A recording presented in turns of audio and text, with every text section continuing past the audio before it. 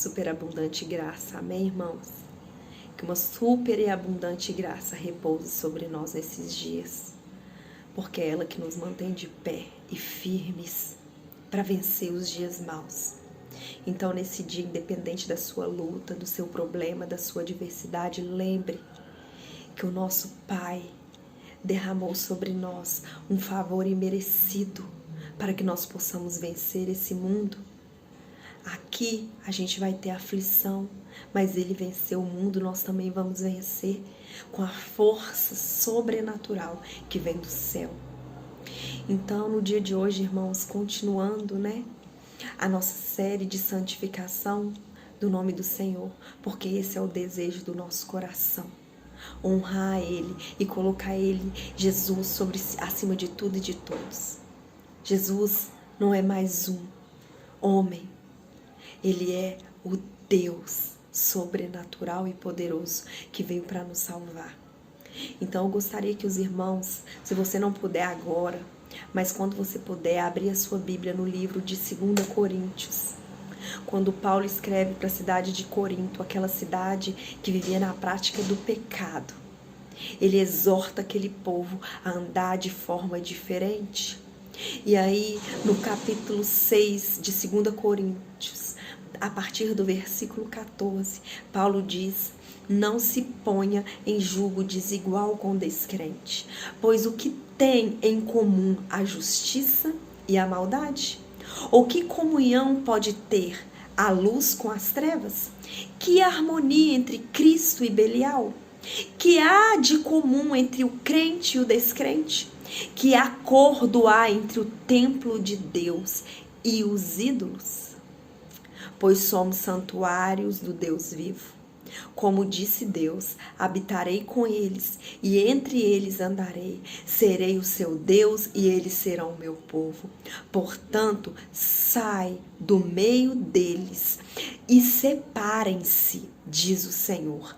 Não toquem em coisas impuras, e eu os receberei. E lhes serei pai, e vocês serão meus filhos e minhas filhas, diz o Senhor Todo-Poderoso. A proposta do cristianismo, a proposta do Senhor para nós é nos fazer diferente do mundo, um povo de exclusividade dele. Então, quando Paulo diz para a gente não andar, não se colocar em jugo desigual com o descrente, o jugo é um pedaço de madeira que une 2 bois quando eles vão puxar alguma carga. Mas se por acaso haver uma desigualdade entre aqueles bois, a altura do boi for diferente, por exemplo, um vai ter mais peso que o outro. Então o que o Senhor está nos falando é que nós não temos capacidade de andar em igualdade com o mundo, porque nós somos diferenciados. Porque o que Paulo diz é que não tem a menor capacidade de ter comunhão de luz com trevas, que não há a menor possibilidade de o crente e o descrente haver entre eles comunhão. E nós não estamos falando aqui de briga, nós não estamos falando aqui de amizade, nós estamos falando de compartilhar dos mesmos ideais. Então, que harmonia entre Cristo e Belial? A palavra Belial significa sem valor. Qual a harmonia entre Cristo e uma coisa que não tem valor?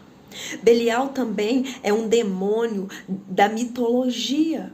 Então, esse demônio, sabe qual que era a função dele? Era desvenciar, era tirar, era fazer diferente de tudo aquilo que o Senhor instruía. Então, irmãos, que harmonia entre Cristo e uma coisa inútil? Que harmonia entre Cristo e um demônio?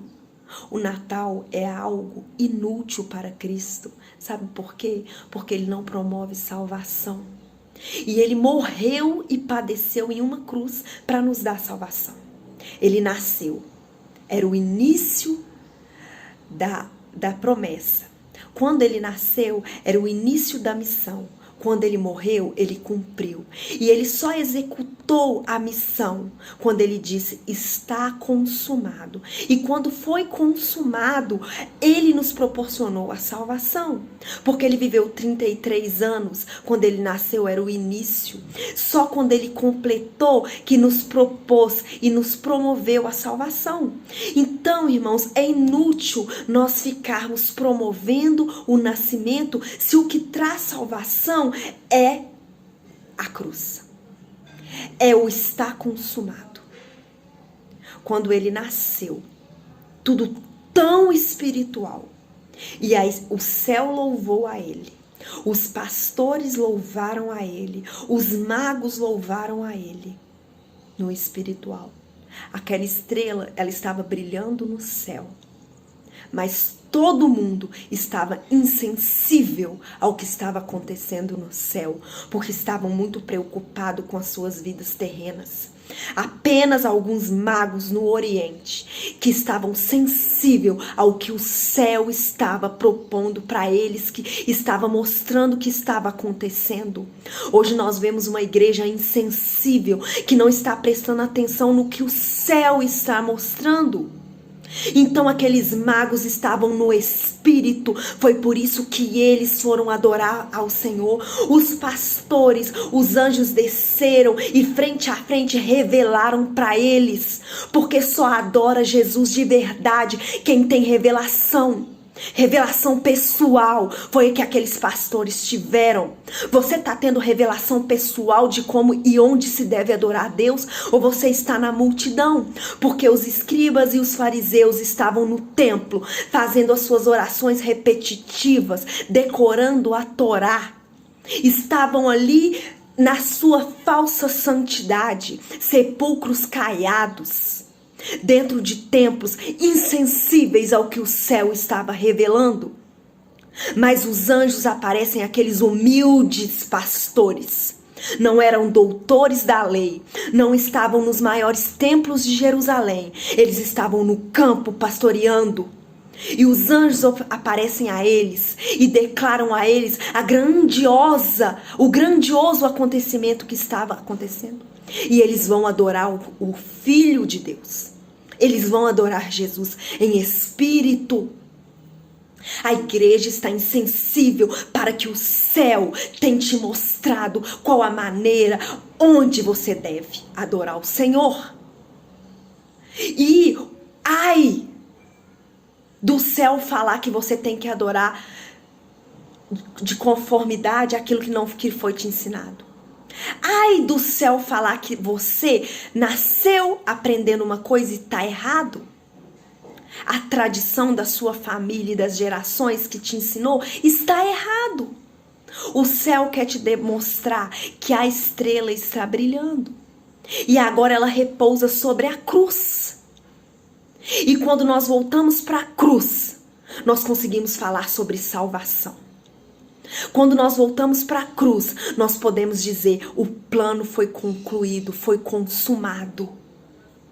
E é para isso que tem que voltar a nossa mente, o nosso espírito, as nossas forças, os nossos desejos, para proclamar salvação. E a salvação se dá quando a obra é concluída, quando é consumada, quando ele ressurge. E ali, quando ele ressuscita, ele já tem outro corpo, já é um corpo glorificado. É esse o foco da igreja. Nós não podemos perder tempo, irmãos. Os dias são maus. Vamos pregar a salvação e a libertação, porque não há nenhuma comunhão. Aí, para concluir, saiam do meio deles e separem-se. É o que diz o Senhor Todo-Poderoso. Conclui Paulo. Amém?